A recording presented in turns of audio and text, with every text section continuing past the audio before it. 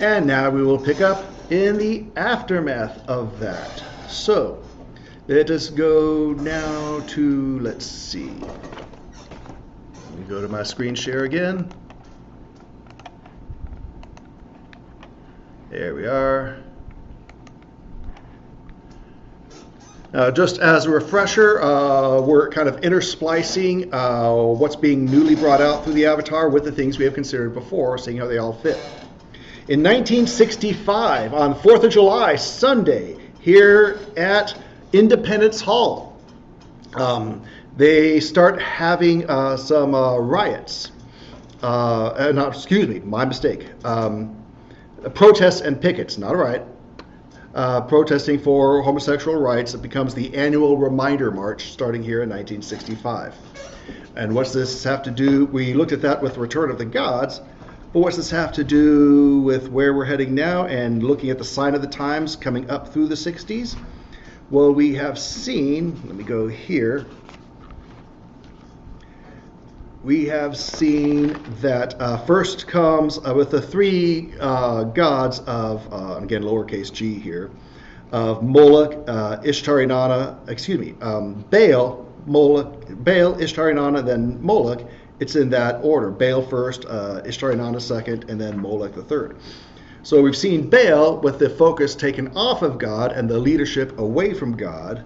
We next see Ishtar, Inanna with the sexual deviation that comes from that, and then Moloch with the child sacrifice to follow with that.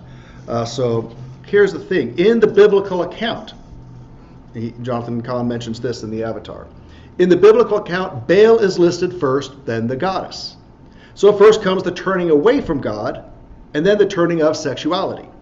So it was no accident that America's apostasy from God in the early 60s was followed by what would come to be called a sexual revolution. So first, with the Baal influence, we have the removal of the Bible and prayer from school and all of that. Then in 1962, and then in the mid-late 60s, we started having more and more of the sexual revolution. She, Ishtar, Inanna, blurred the lines between male and female, altered sexuality and gender, emasculated men, and defeminized women. This is what she did thousands of years ago in Mesopotamia, and now in the 60s it's being brought to America. So that's kind of the way that's going.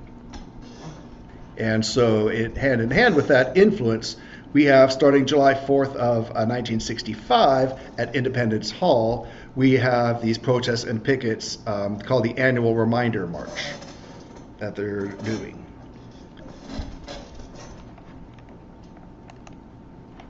And so this is who we are talking about with the lion there.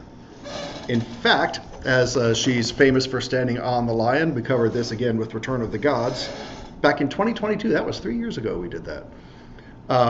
So too, in 1966, there was a tavern that was opened in New York's Greenwich Village. First it was members of the Mafia's Genovese family that purchased something down the street. The first place was known as the Lion's Head, which is the entrance. That's kind of like the, what's the word I'm looking for? The herald, the one that goes before. So the Lion's Head goes before, so the Lion's Head bar was first, and then later came the Ishtar influence with the bar that would be known as Stonewall, which we covered extensively and won't be recovering again. But that's that influence coming into 1966, which is a Sabbath year. So with the movement from Baal into Ishtar, Inanna, and taking us into the mid-60s, any reactions, thoughts, comments, questions on any of that? Yeah. Let's do these thoughts here, then we'll close with scripture again. Let's see.